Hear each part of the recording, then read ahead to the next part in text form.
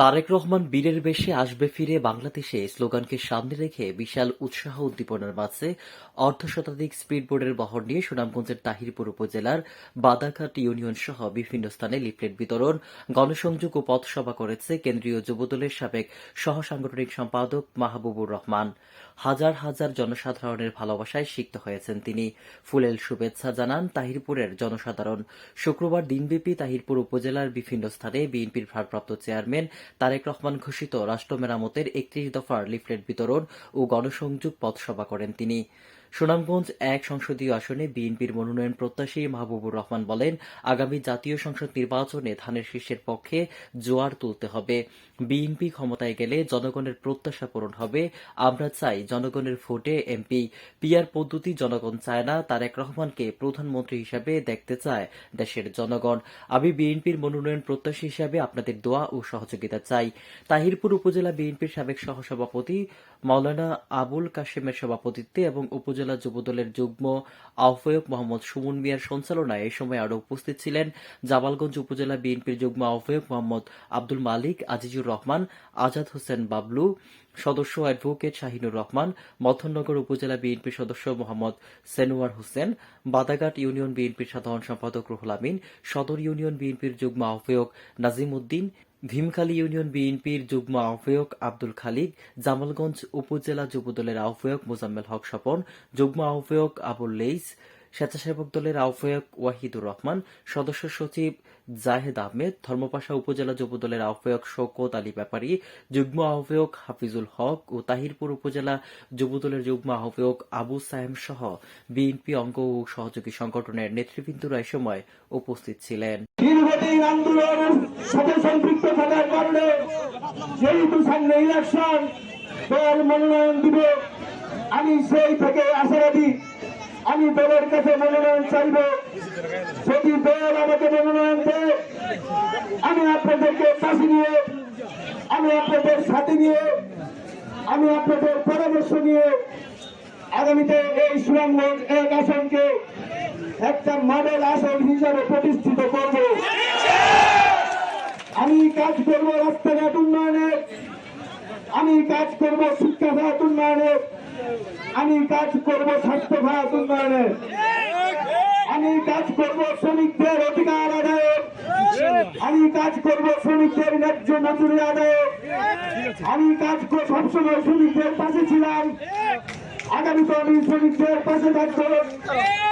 সেই শ্রমিকদের জন্য আমাদের প্রিয় নেতা শহীদ প্রেসিডেন্ট জিয়াউর রহমানের সুযোগ্য উত্তরসূরি জনাব তারেক রহমান এদেশে ৩১ দফা বাস্তবায়নের জন্য উনি কাজ করে যাচ্ছেন।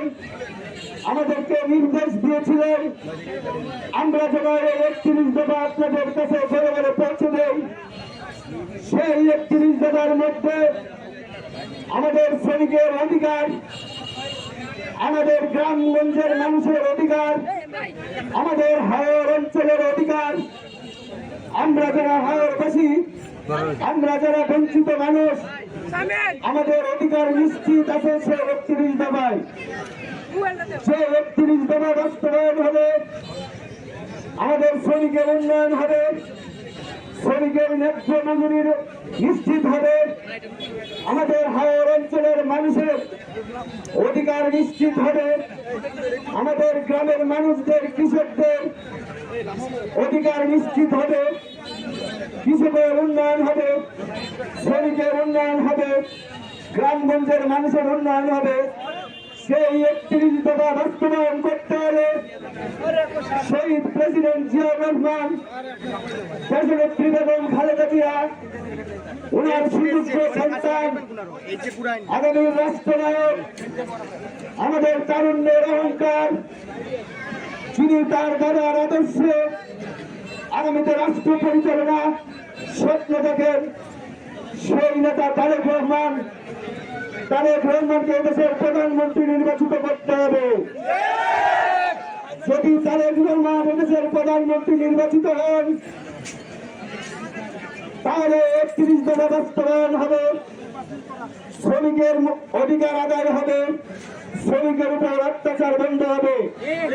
আমি সবসময় শ্রমিকদের পক্ষে ছিলাম, ভবিষ্যতে আমি শ্রমিকদের পক্ষে থাকবো। অধিকার আদায় নিয়ে কাজ করবো।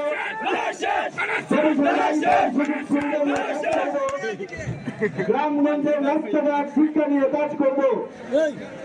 আমি আপনাদের কাছে দোয়া চাইতে আসছি। আমি আপনাদের সন্তান হিসাবে আপনাদের কাছে দোয়া চাই। দোয়া করলে কমতি নাই। আল্লাহর কাছে দোয়া করবেন আমার জন্য।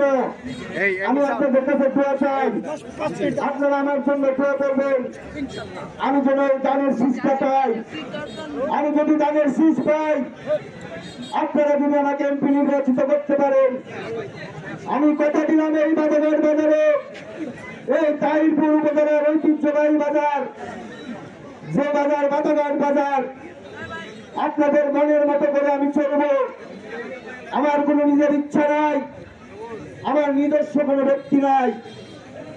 আমি জনগণের জন্য কাজ করি, আমি জনগণের অধিকার আদায়ের জন্য কাজ করি। আমার কোনো চাহিদা নাই।